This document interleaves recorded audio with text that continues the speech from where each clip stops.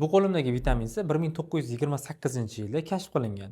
Bunisi bo'lsa retinol, 1930-yilda vitamin A ni retinol sifatida aniqlashgan. Bu ikki ingrediyentning 100 yillik tarixi va tajribasi bor. Lekin oxirgi yillarda juda ham kuchli va aqlli ingrediyentlar paydo bo'lishni boshladi. Bitta misol keltiradigan bo'lsak, peptidlar. Peptidlar avvaldan kosmetikalarda bo'lgan, lekin oxirgi paytda juda ham yangi turdagi, yangi avlod peptidlari o'ylab topilyapti. Ulardan bittasi Matrixil peptidi. Siz uni odatda Selimax'ning retinal boosterida ko'rgansiz. Peptid teriga kollagen simulyatsiya qilish uchun doimiy signal berib turadi.